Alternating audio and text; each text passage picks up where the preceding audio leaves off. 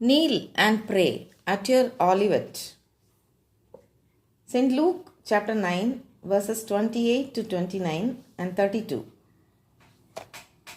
Jesus took Peter and John and James and went up into a mountain to pray.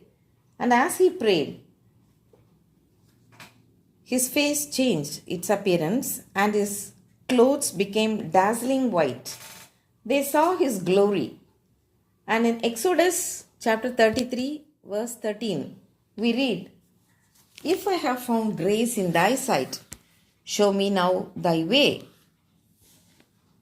When Jesus took these three disciples up into that high mountain apart, he brought them into close communion with himself.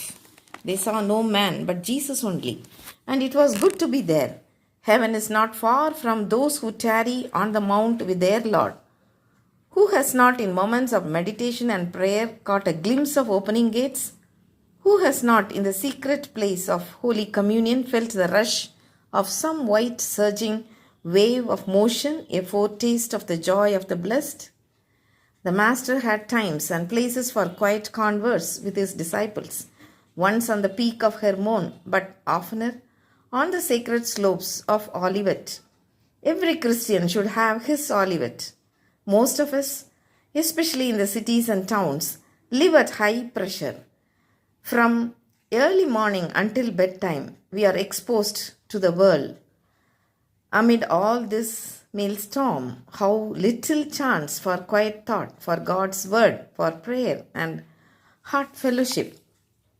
Daniel needed to have an olivet in his chamber amid Babylon's roar and idolatries. Peter found his on a housetop in Joppa, and Martin Luther found his in the upper room in Wittenberg, which is still held sacred. Dr. Joseph Parker once said, "If we do not get back to visions, peeps into heaven, consciousness of the higher glory and the larger life, we shall lose our religion. Our altar will become a bare stone, unblessed by visitant from heaven." Here is the world's need today, men who have seen their Lord. Come close to him.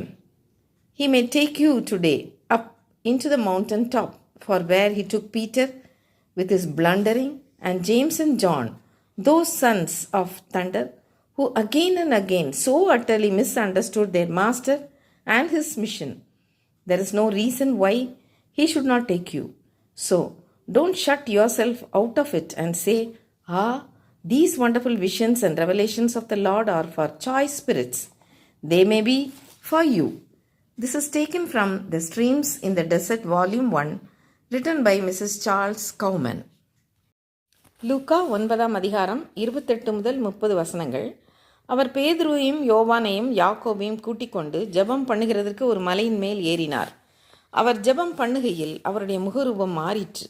அவருடைய வஸ்திரம் வெண்மையாகி பிரகாசித்தது. அவர்கள் அவருடைய மகிமையை கண்டார்கள். யாத்ராகமம் 33ஆம் அதிகாரம் 13ஆம் வசனத்தில் இவ்வாறு வாசிக்கிறோம். ஆண்டவரே, உம்முடைய கண்களில் எனக்கு தயவு கிடைத்ததானால் எங்கள் நடுவில் ஆண்டவராக எழுந்தருளும். இயேசு அந்த 3 சீஷர்களையும் ஒரு மலைக்கு தனியே அழைத்து சென்றபோது அவர்களை தம்மோடு ஐக்கியப்படும்படி செய்தார். அவர்கள் இயேசுவை அன்றி வேறு ஒருவரையும் காணவில்லை. அங்கே இருப்பது அவர்களுக்கு நலமாக இருந்தது. தங்கள் ஆண்டவரோடு தங்குபவர்களுக்கு மோட்சம் அதிக தூரம் இல்லை. தியானத்தின் போதும் ஜெபத்தின் போதும் பரலோக வாசல்கள் திறப்பதை சிறிதளவேனும் காணாதவர்கள் யார்? அவருடைய ரகசியத்தில் ஐக்கியப்பட்டிருக்கும் போது உணர்ச்சி அலைகள் நம் உள்ளத்தில் வெண் திரையாக மோத பாக்கியம் உள்ளவர்களின் களிப்பை முன் ருசி பார்க்காதவர்கள் யார்? ஒரு தடவை எர்மோன் மலையின் உச்சியிலும் பல தடவை பரிசுத்த ஒலிவ மலையின் சரிவிலும் அவர் தமது சீஷரோடு அமர்ந்திருந்து சம்பாஷித்துள்ளார். ஒவ்வொரு கிறிஸ்தவனுக்கும் இப்படிப்பட்ட ஒரு ஒலிவமலை இருக்க வேண்டும். நம்மில் அநேகர், விசேஷமாய் பட்டணங்களில் வசிப்பவர்கள், அதிக நெருக்கத்தில் இருக்கிறார்கள். அதிகாலையிலிருந்து படுக்கும் நேரம் வரை சுழல் காற்று அடித்து கொண்டு போவது போன்று ஓய்வின்றி வேலைகளால் நடத்தப்படுகிறார்கள். இந்த குழப்பத்தில் அவர்களுக்கு அமர்ந்திருந்து சிந்தனை செய்ய நேரம் ஏது?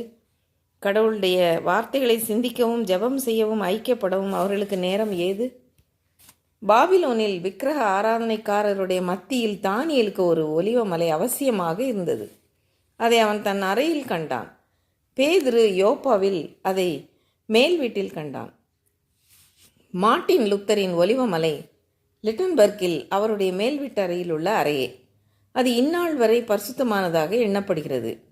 டாக்டர் யோசேப்பு பார்க்கர் என்பவர் ஒரு தடவை, காட்சிகளை காணாவிட்டால், பரலோகத்தின் மகிமையை காணாவிட்டால், உன்னத மகிமையை உணராவிட்டால் நம்முடைய மார்க்கத்தை இழப்போம்.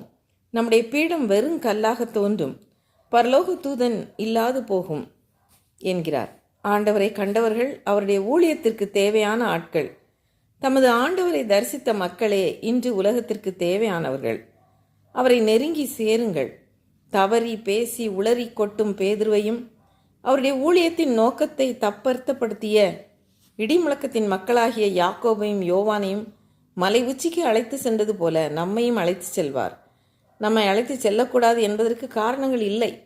ஆகையால் இந்த காட்சிகளும் அதிசய வெளிப்படுத்துதலும் அபூர்வ ஆவிகளுக்குத்தான் என்று சொல்லி ஒதுங்கி நிற்க வேண்டாம். நமக்கும் அவை கிட்டலாம். ஆமென்.